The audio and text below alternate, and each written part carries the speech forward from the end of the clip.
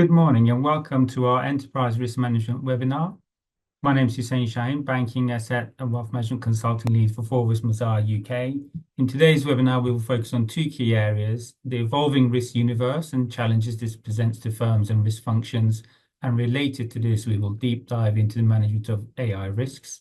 Clearly, both these topics warrant more than 30 minutes to cover all key aspects. Today's session will focus on specific key areas and will hold further deep dive webinar events over the course of the next 12 months. If there are particular areas you want us to cover in future sessions, please do include them in your comments and feedback. Today, I'm joined by Breeda Griffin, a director in our banking risk consulting practice who leads our banking ERM services, and Foya Azudin, who leads our data and digital trust services and is part of the firm's technology and digital practice. We are live on LinkedIn and this session is being recorded. Turning to Breeda on our first topic.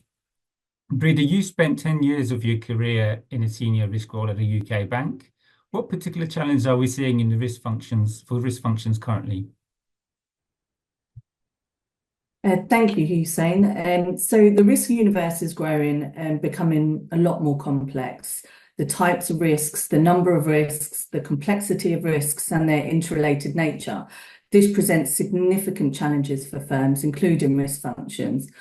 I think there are several challenges we are definitely going to see. So there's challenges around keeping up with the rapid technological advancements that we are seeing, including AI, which we will discuss later. But how do firms implement this? At what level and pace, and how do they manage the risks associated with this? It's going to be a real challenge for firms. And whilst trying to keep up with this, firms also continue their transformation and automation journeys, which presents a state of constant change. And there's also regulatory change, geopolitical risks and climate risk as well, isn't there? Yes, the regulatory landscape is also evolving. So we've had Basel 3.1 final rules published. There's operational resilience in 2025, as well as updates to SS 319 on climate risk. There's ongoing demands of the consumer duty, and just naming a few here. It's a challenge to ensure that you prioritise these while also doing day-to-day work, where we all know that there can also be challenges or surprises that can occur every day. So all the meanwhile, you've got to keep in mind that firms need to meet these regulatory deadlines as well. We also see the geopolitical risks and climate and environmental risk, all presenting challenges in both operational and financial risks to firms, which require close monitoring, preparation, and stress testing. And what kind of pressure is this putting on risk functions and effective risk management more generally? So clearly, risk management approaches and risk culture need to constantly evolve. They need to adapt to the dynamic and the challenging risk landscape. And we do see that some firms do this better than others. Some of the key challenges that we're seeing is risk understanding and proactive risk management culture is not sufficiently embedded in the organization, and it's not aligned to the evolving risk universe, for example, with your AI and your cyber risks. This is also related to having the right expertise and skills in the organisation, including the risk function, particularly in relation to the risks that are becoming more prominent in the past 5 years. And you mentioned AI and cyber as examples. Clearly, they're very top of mind. Do you see this as an issue regarding having the right expertise in risk functions as well?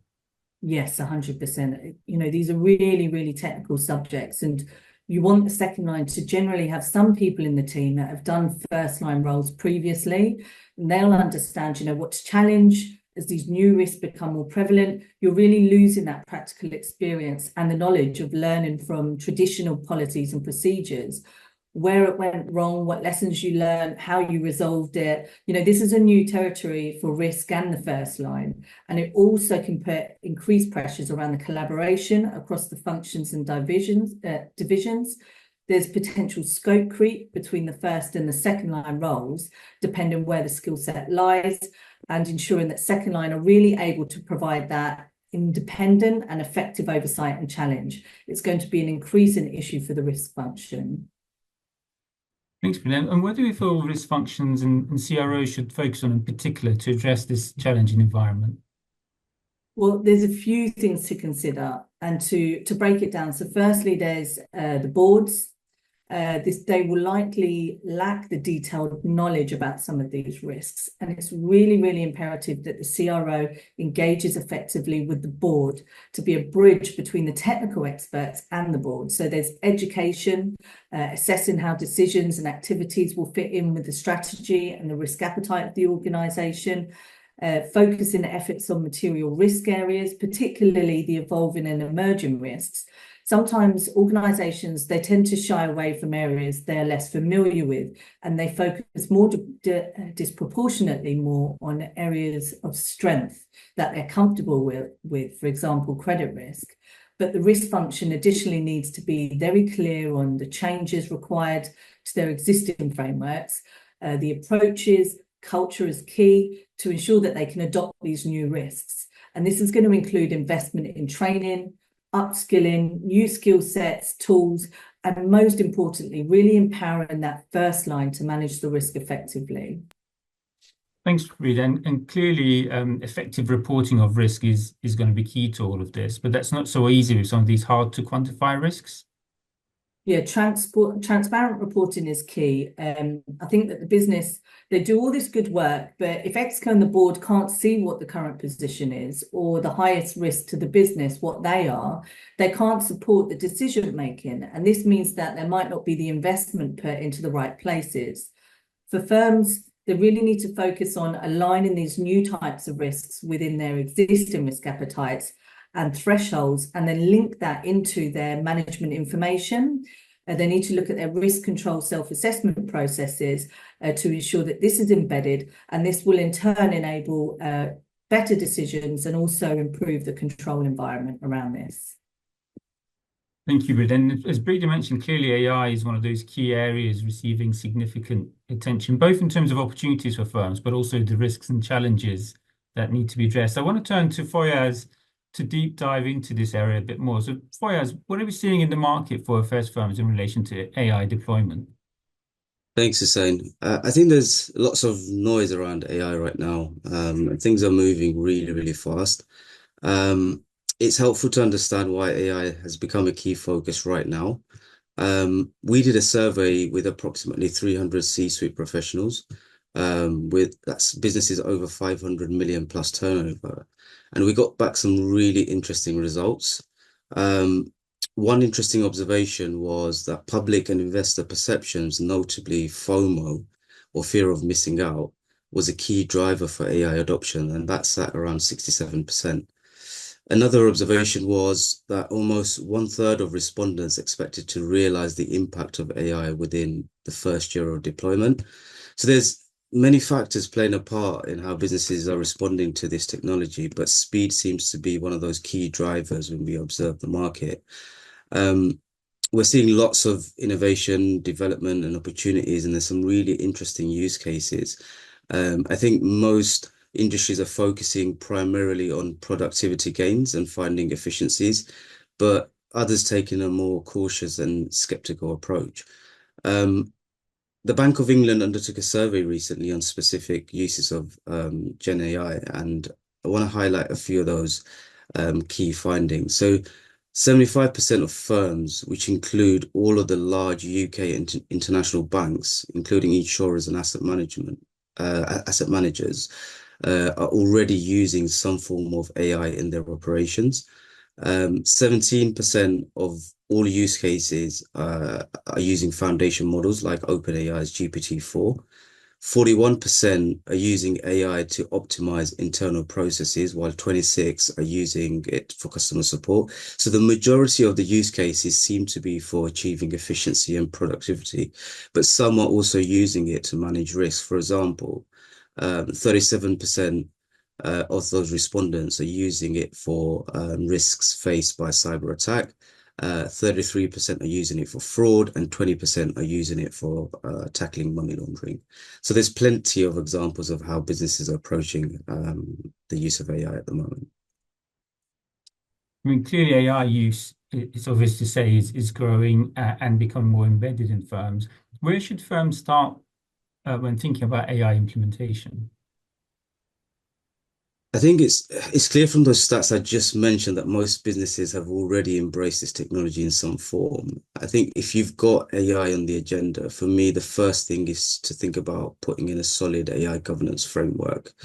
It's the mechanism needed to ask those key questions and is a control mechanism for responsible AI use. I think governing AI can be difficult, especially as the area rapidly develops and systems get more complex, not forgetting that regulation will also rapidly develop in parallel.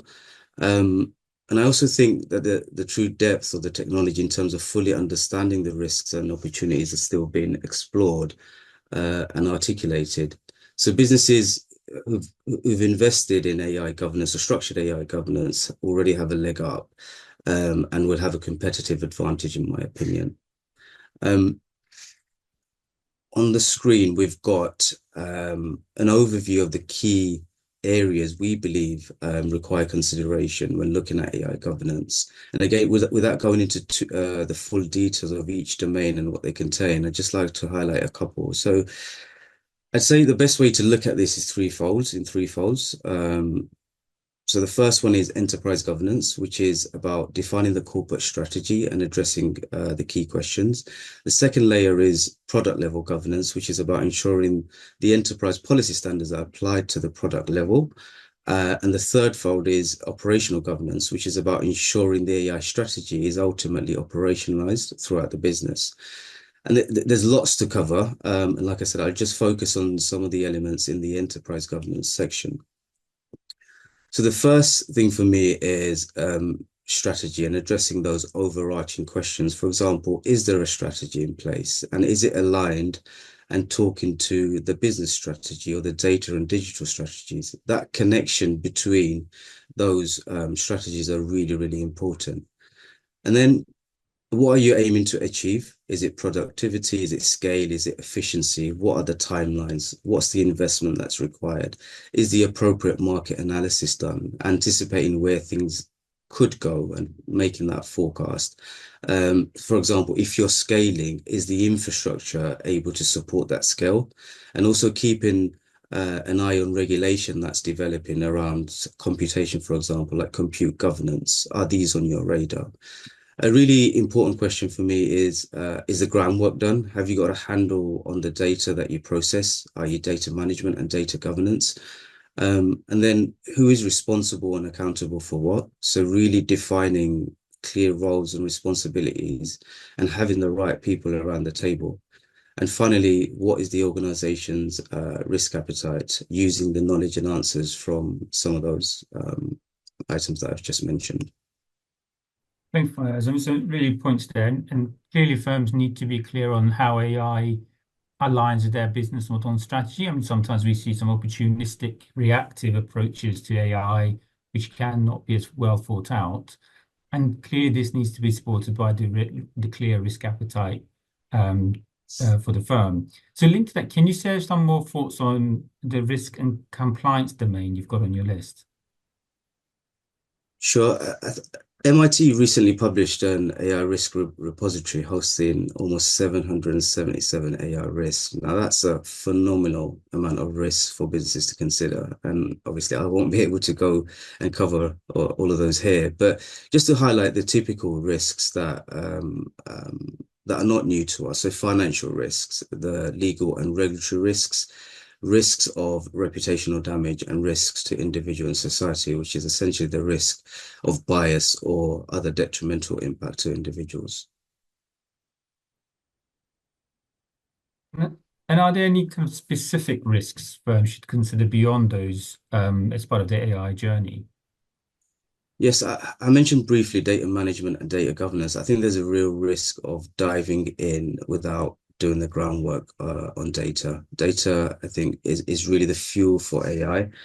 And businesses must ask some serious questions to understand what is going on with their data. So, for example, what is the state of your data? Is it clean? Is it accurate? Is it appropriately labeled? Who is labeling this data and using what methodology? I think without understanding the quality of the data being ingested into AI models, you're almost playing guesswork on the outputs. And as a result, complying with some of the other key principles and requirements, like being able to lawfully process data, or explainability, transparency, auditability, for example, becomes really difficult. Do we know where data comes from, for example? Is it publicly available data? Is it first party or third party data? I think a lack of understanding of where data comes from eventually leads to a lack of understanding of the training data set and model performance and outputs, which can reinforce the black box problem and the inability to explain what's actually happening under the hood. For me, getting this right from the onset can really support other transparency efforts, like drawing up model and system cards, should you need in the future. So then it's about asking the questions around, is the data lawful to use? Do we have the necessary permissions and consent to use it? And how has this been articulated to data subjects and individuals? And another key question is, have we thought about where the data is housed, who it's shared with, and if it's appropriately secured? So addressing the key security and privacy questions. So I think for me, it's really important to understand what data is being used and in which system or application, and ensuring that it's accurately mapped and you have visibility of those maps. Another risk I'd say is the risk of not upskilling the workforce and not attracting the right talent. I think in order to fully understand the opportunities and risks of AI, I think we must be informed with our business and sector in mind.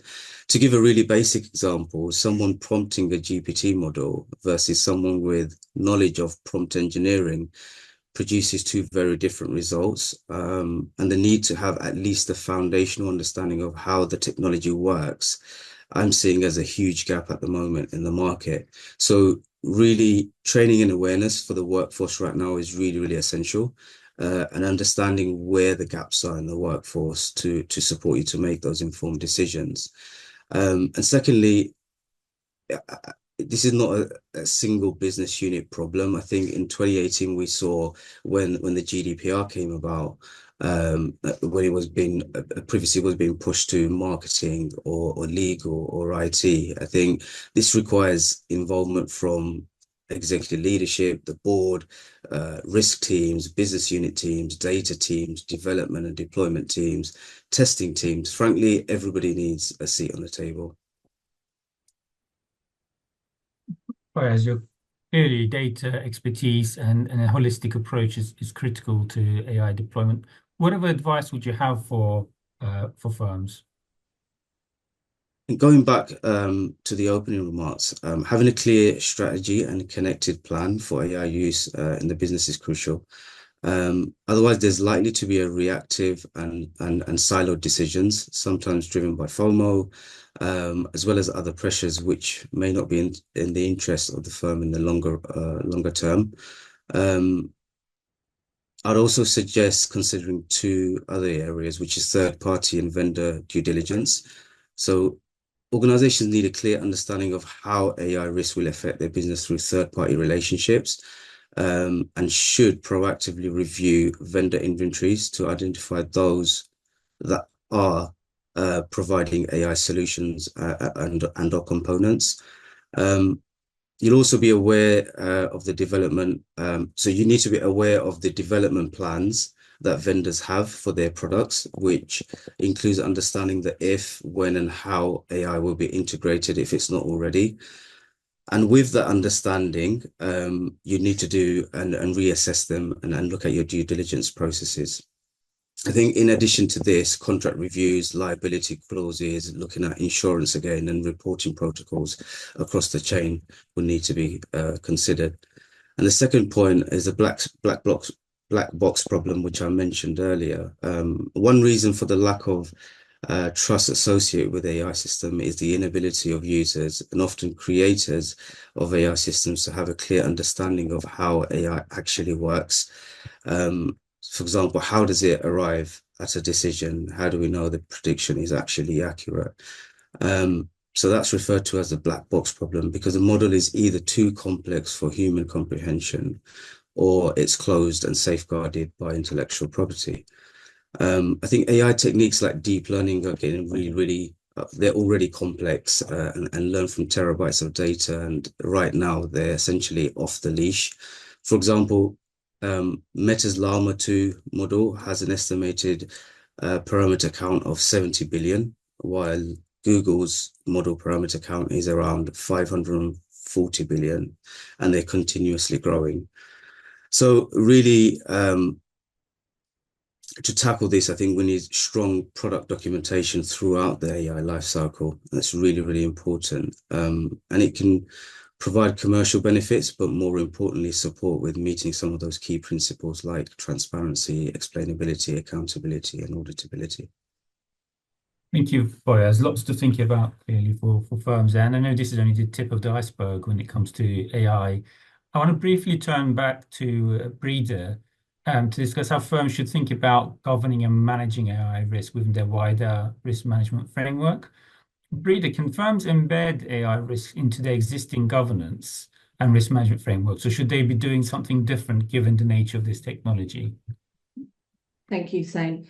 So the slide here provides some key considerations for firm to consider. I think as Foya has mentioned, there's that FOMO that, jumping on the bandwagon, but every firm is going to be at different stages. I think what firms need to realise at first is that the executive committees and the board actually need to decide how you're going to define AI risk within your firm. Who, how, and where AI should be used in your firm, and how do you want that to change in the short, medium, and longer term?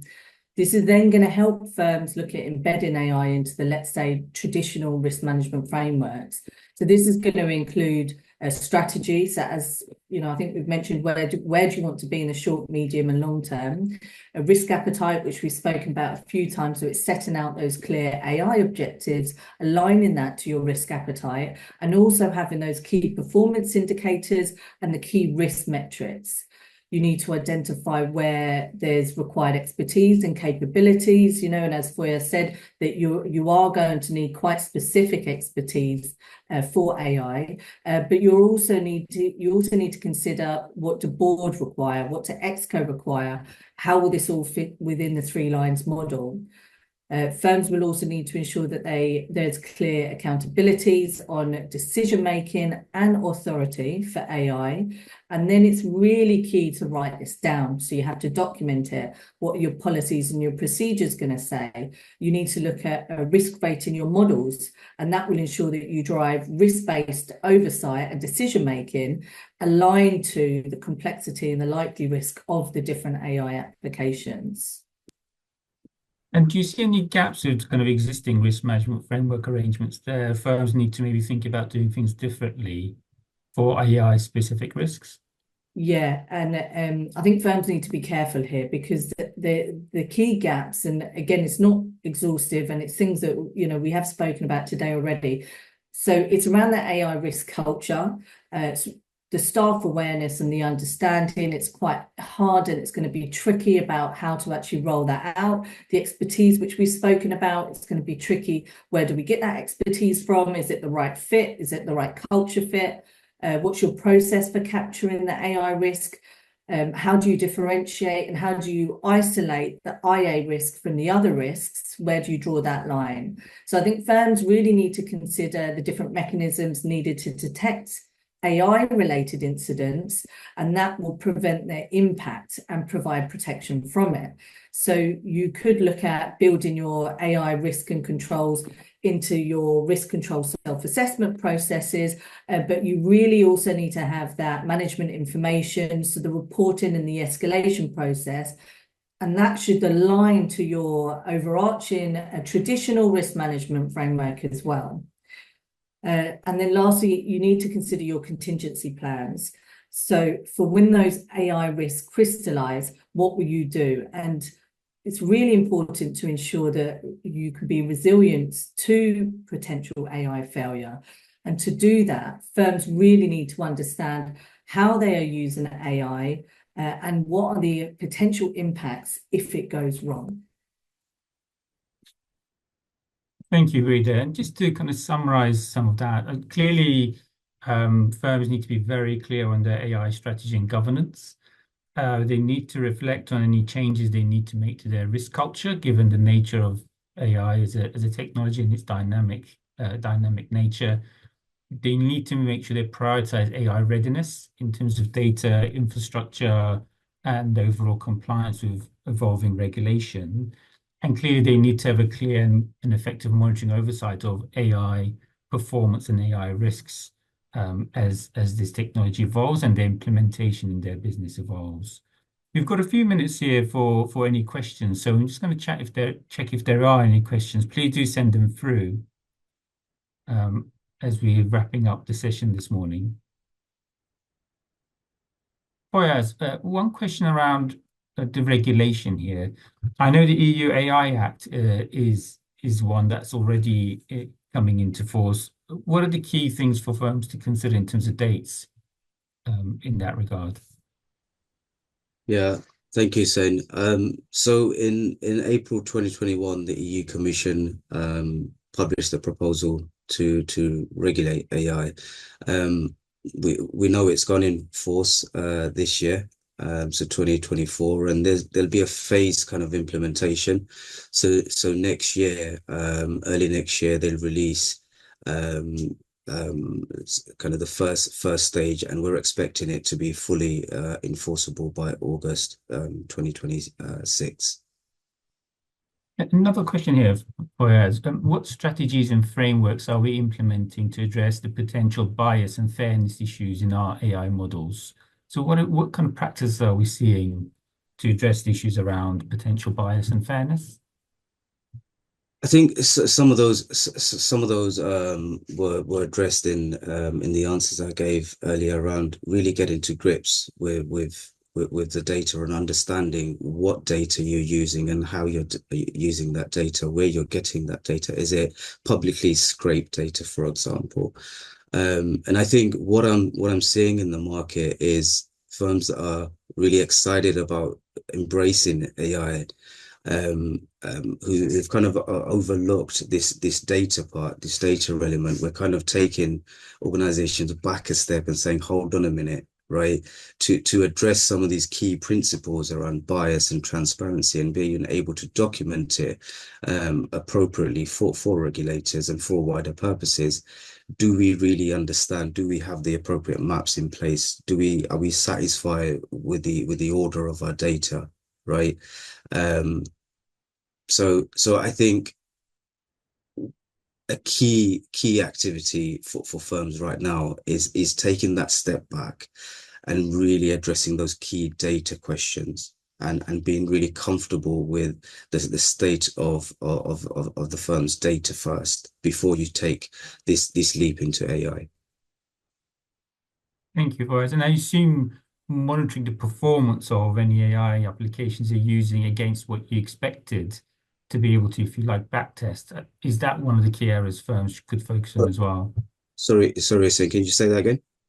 So monitoring the performance of any AI you've deployed against what you expected the performance to be, is that something firms are looking at as well? Yeah, I think it depends where you are on that AI journey. I think one of the key questions and risks at the moment is around third-party kind of vendors as well, and the solutions that you're deploying and using in the business. And there's key kind of performance matrices that will develop as the use of AI develops in the business. I think it's a rapidly growing area and needs to be kind of looked at across the AI lifecycle management. And the one way to do that is to ensure that you have a really, really solid AI governance framework in place, because that will allow you to keep tabs on this throughout that journey. And it really requires you to keep that tab on throughout that journey. It's not, look at it in the start and let it go. You need it controlled every step of the way. Thank you, Fayaz. I think we're running out of time there. So thank you for joining us today, and thank you to Breeda and Fayaz for their insights.